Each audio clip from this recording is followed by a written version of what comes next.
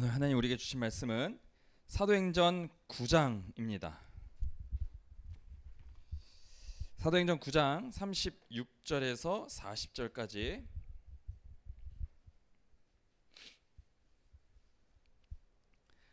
사도행전 9장 36절에서 40절까지 저 여러분이 한 절씩 교독하겠습니다.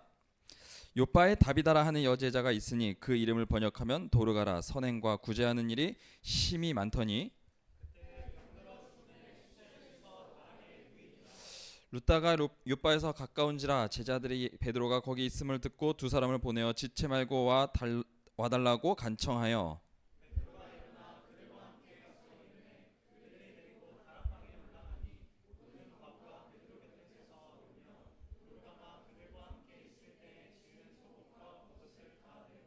함께 읽겠습니다. 베드로가 사람을 다 내보내고 무릎을 꿇고 기도하고 돌이켜 시체를 향하여 이르되 다비다야 일어나라 하니 그가 눈을 떠 베드로를 보고 일어나 앉는지라.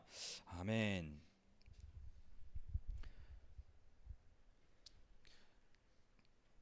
중간고사 기간이어서 그쵸?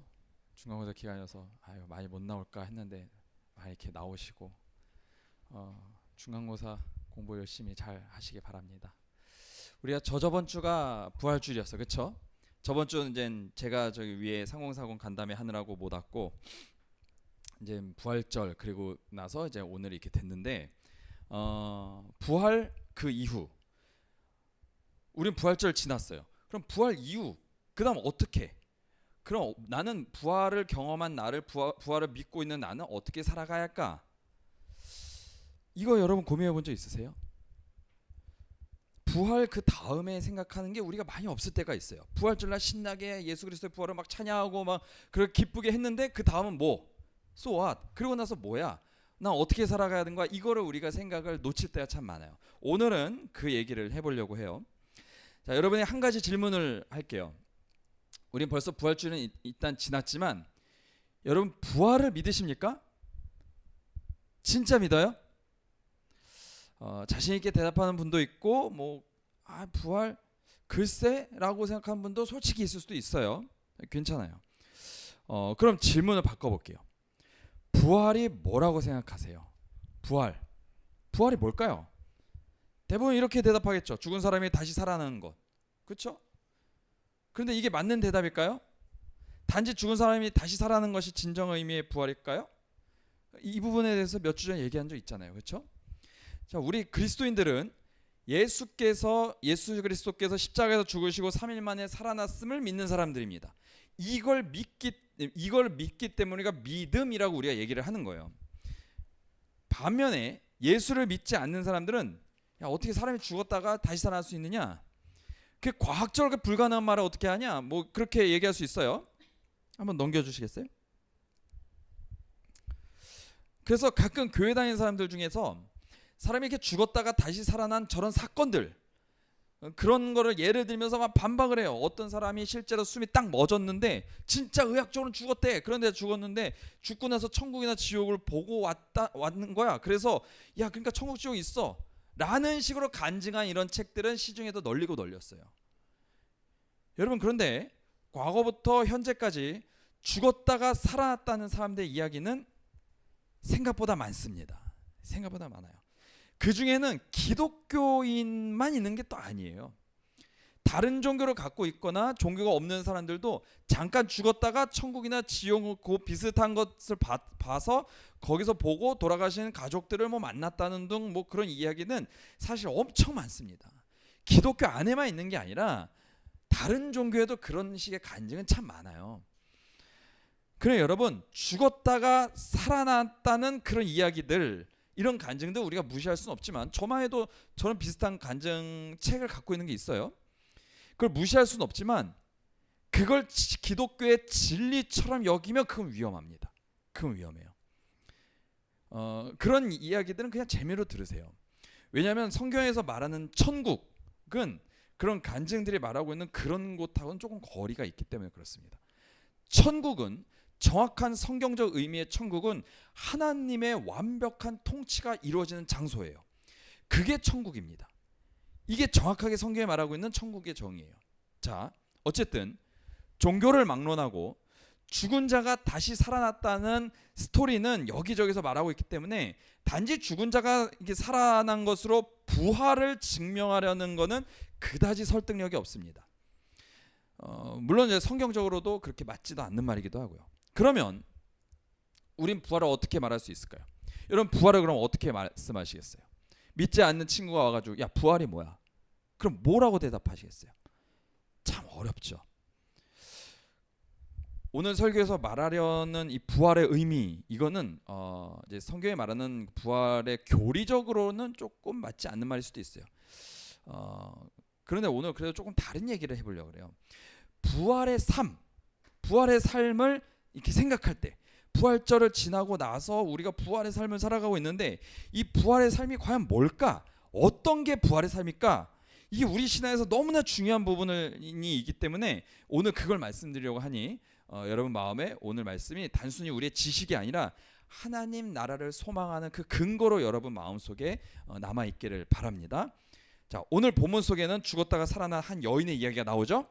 욥바에 살던 다비다 얘기예요. 욥바는 지금 이스라엘에 여러분도 들어본 적 있을 거예요. 테라비브라는 그 항구 도시 안에 있는 행정구역이에요. 그래 아직도 욥바라는 이름으로 똑같이 아직도 그대로 있어요.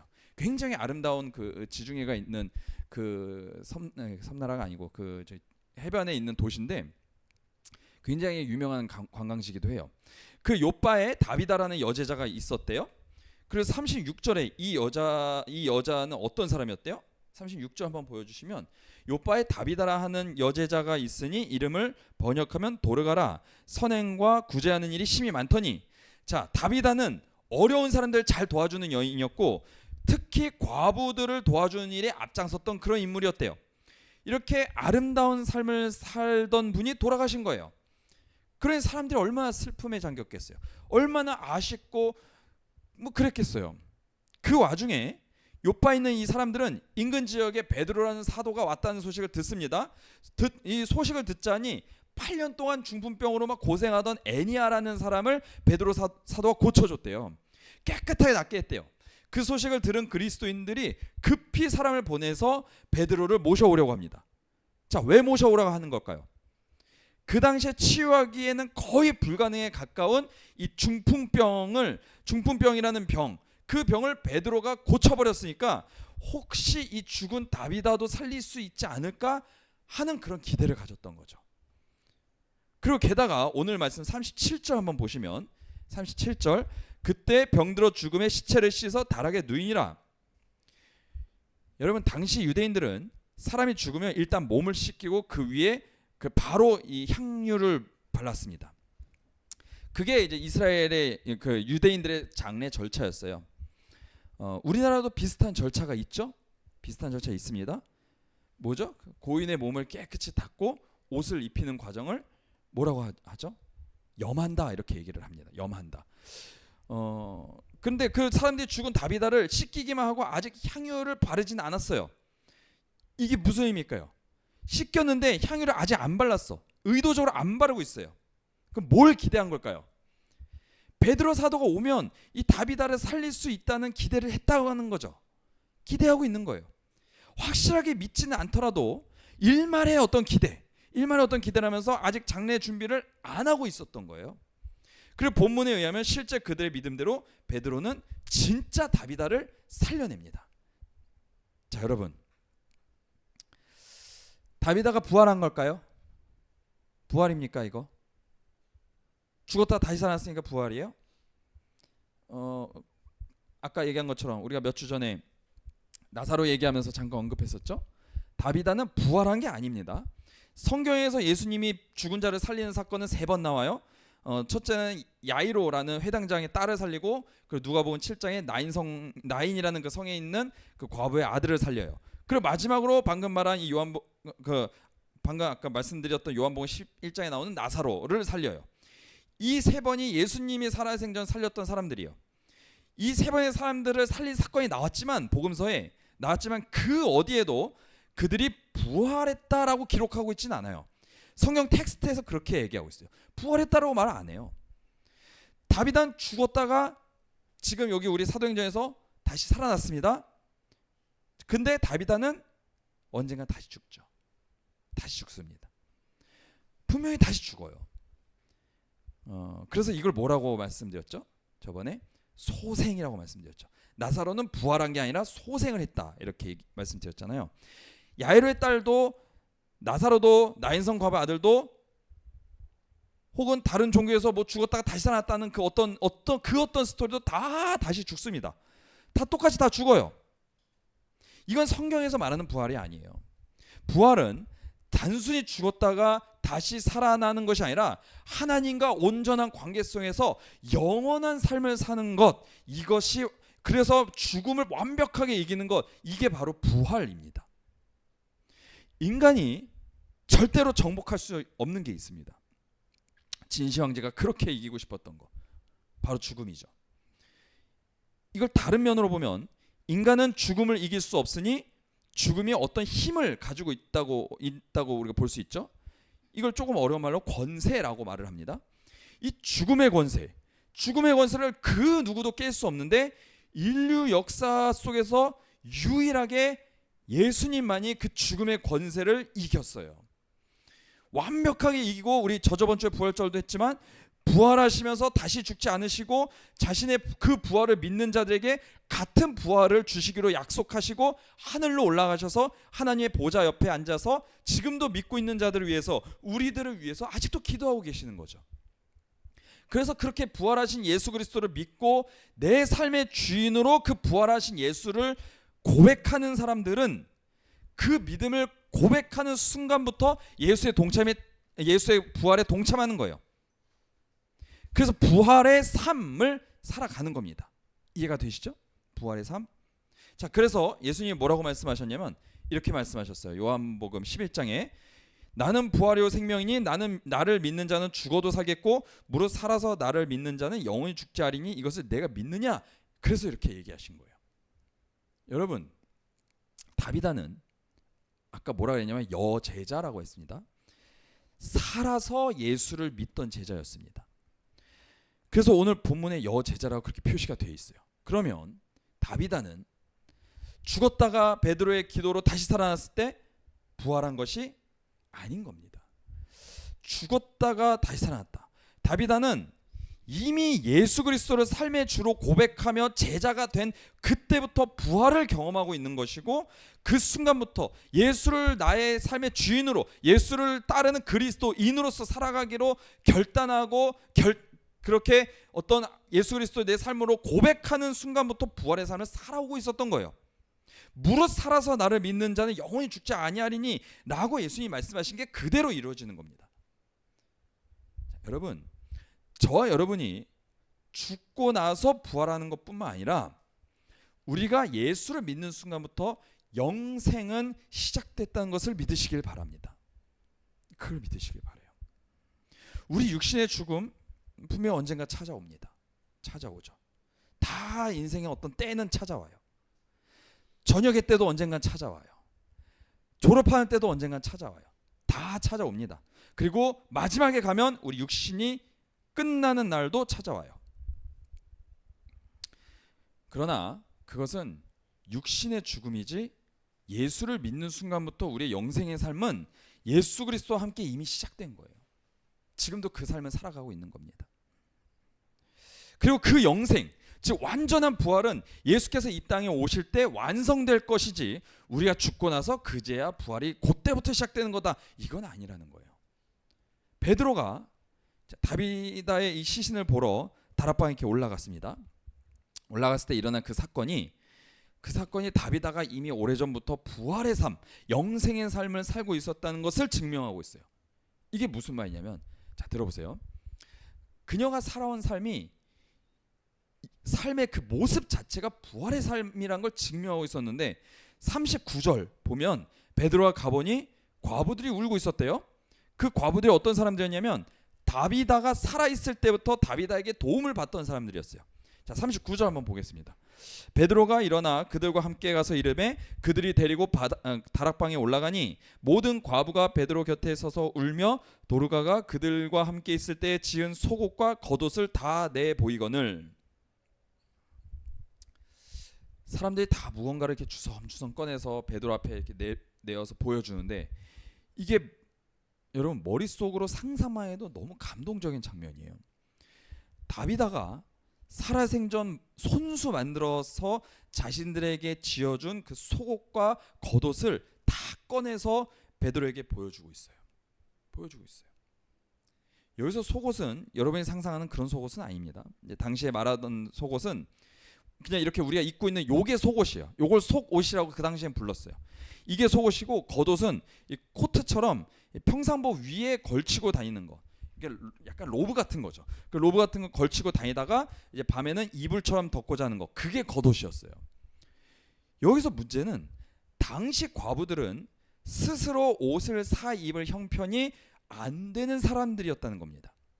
너무 가난했거든요. 너무 가난했어요.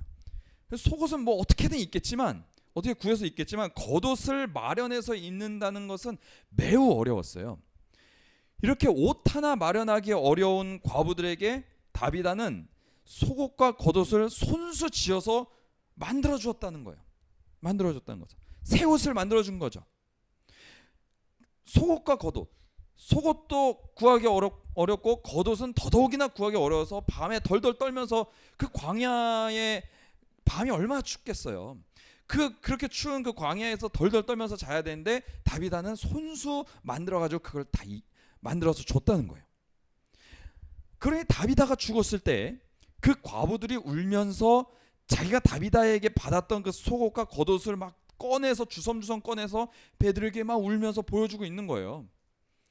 여러분, 이 장면이 바로 다비다가 부활의 삶을 이미 살아가고 있는 사람이었다는 걸 증명하는 겁니다. 증명하고 있어요.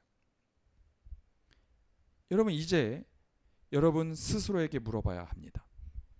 여러분이 제자의 삶, 부활의 삶을 살아가고 있다는 것을 증명할 속옷과 겉옷이 있습니까?